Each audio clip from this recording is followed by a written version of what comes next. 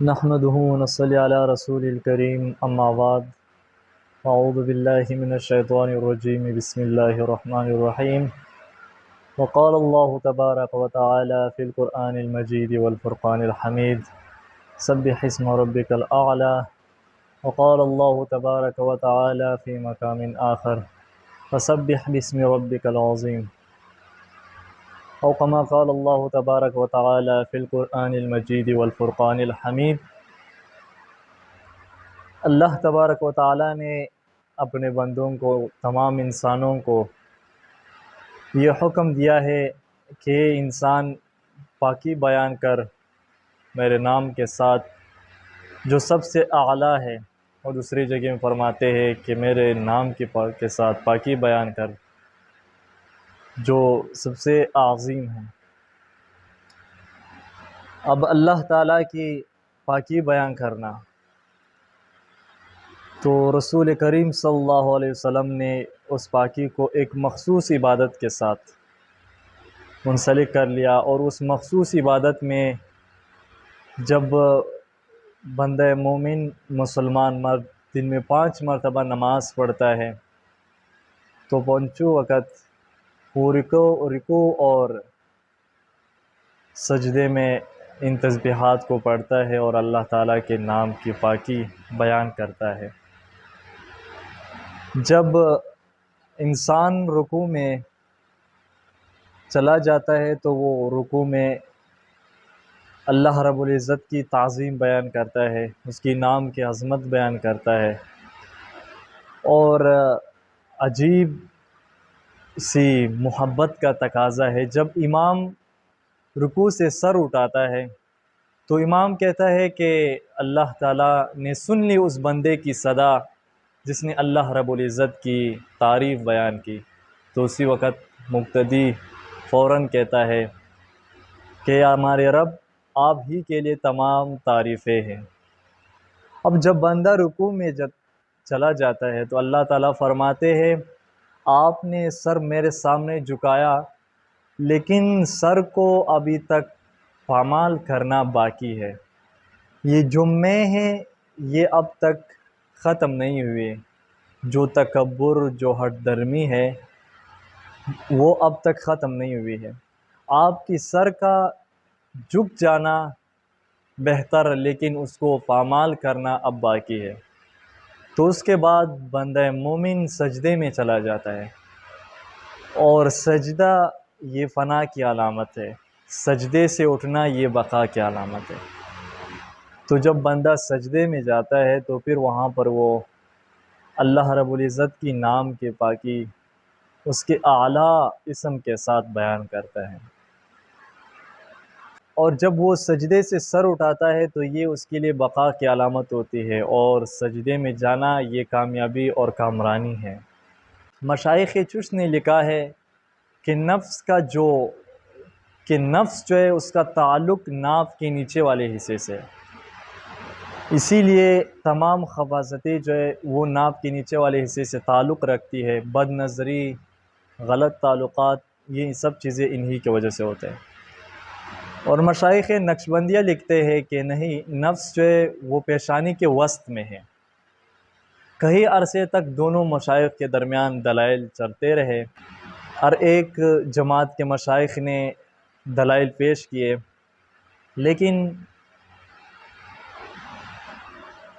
بعد میں مجدد الفسانی علامہ ربانی رحمہ اللہ تشریف لائے تو انہوں نے اس اختلاف کو ختم کر لیا۔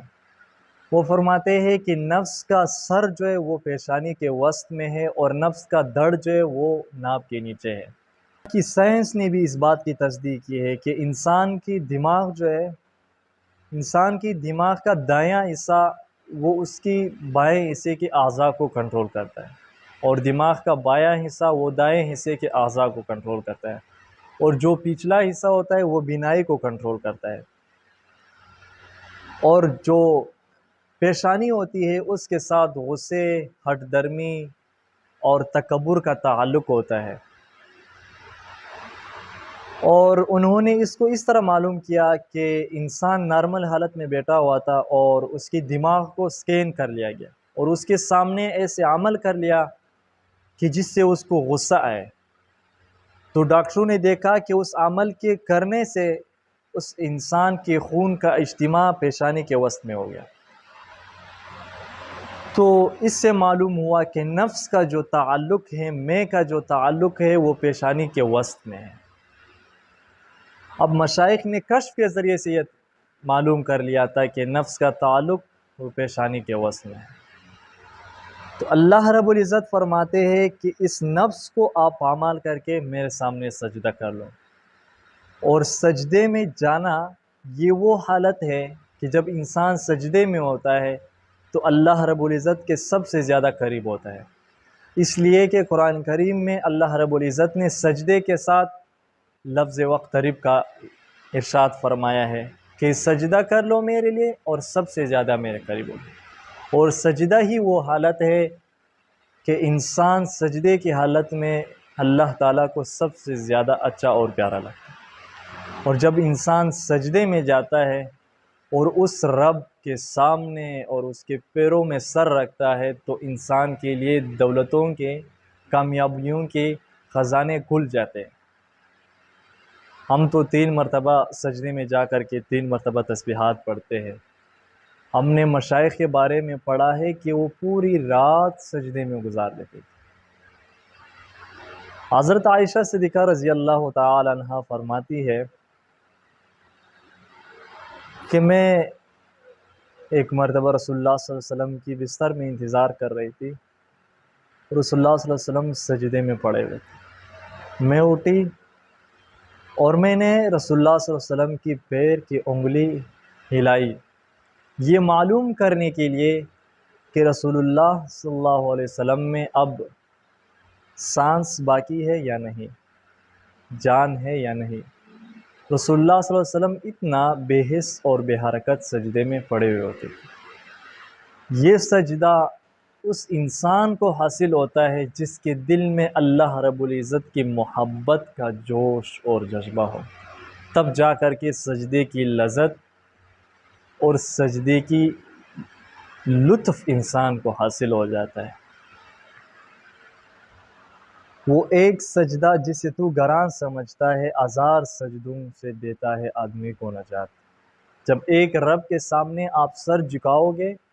تو پھر در در پہ اور ہر بندے کے سامنے آپ کو جھکنا نہیں پڑے گا۔ علامہ اقبال نے کیا خوب فرمایا ہے کہ سنی مصر فلسطین میں وہ اذان میں نے دیا تھا جس نے پہاڑوں کو راشِ سیماب۔ وہ ایک سجدہ روح زمین جس سے کانپ اٹھتی تھی، وہ ایک سجدہ روح زمین جس سے کانپ اٹھتی تھی، اسی کو آج ترستے ہیں منبر و محراب۔ ایسے بھی لوگ تھے جب سجدہ کرتے تھے تو زمین کانپ جاتی تھی۔ اللہ تعالی ہمیں بھی وہ سجدہ نصیب فرمائے کہ ہم بھی اس محبت کے ساتھ اور اس بشاشت کے ساتھ اور اس سرور کے ساتھ اور اس لگن کے ساتھ ہم سجدہ کر لیں۔ وہ ایک شاعر کہتے ہیں کہ میں نے پلکوں سے در یار پہ دستک دی ہے، میں نے پلکوں سے در یار پہ دستک دی ہے۔ اس کی تشریح انہوں نے یوں فرمایا ہے کہ جب انسان کے آنکھوں سے آنسو گرتے ہیں تو اس کی جو ٹھپ ٹھپ کی آواز ہوتی ہے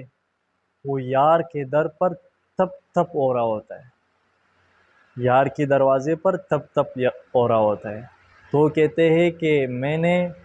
فلکوں سے در یار پہ دستک دی ہے، میں وہ سائل ہوں جسے کوئی صدا یاد نہیں، آؤ ایک سجدہ کرے علم مدہوشی میں، کون کہتا ہے عاصی کو خدا یاد نہیں۔ علامہ یحییٰ رحمۃ اللہ علیہ کے بارے میں آتا ہے کہ وہ پوری رات سجدے میں پڑے رہتے تھے اور اتنا لمبا سجدہ کرتے تھے کہ دیکھنے والے ان سے پوچھتے کہ آپ اتنا لمبا سجدہ کرتے ہو؟ تو وہ فرماتے کہ جب میں سجدے میں ہوتا ہوں تو مجھے یوں محسوس ہوتا ہے اور یہ میں محسوس کر رہا ہوتا ہوں کہ میرا سر یار کے پیروں میں ہے اور میرا سر اٹھانے کو دل نہیں کرتا۔ اگر وہ اس طرح کی ایک سجدہ بھی ہمیں نصیب ہو جائے تو ہمارا بیڑا پار ہے۔ ہم کامیاب ہو جائیں گے انشاءاللہ۔ لیکن آج ہم اور آپ غفلت کے سجدے کرتے ہیں، ریائی کے سجدے کرتے ہیں۔ بزمین چون سجدہ کردم، ز زمین ندا بر آید کہ مرا خراب کرتی تو بس سجدہ ریائی، کہ جب میں زمین پر سجدہ کرتا ہوں تو زمین سے آواز آتی ہے کہ تو نے مجھے ریا اور تکبر کے سجدے کے ساتھ خراب کر دیا۔ تو اللہ تعالیٰ ہمیں اور آپ کو وہ محبت اور خلوص والا سجدہ نصیب فرمائے کہ جس میں خلوص ہو، جس میں محبت ہو، جس میں للہیت ہو، جس میں شوق ہو، جس میں لگن ہو۔ ہمارے اکابرین تو تلواروں کے سائے میں بھی سجدے کیا کرتے تھے، سجدوں میں اس کو موت آتی تھی لیکن تب بھی وہ سجدے سے سر نہیں اٹھاتے تھے۔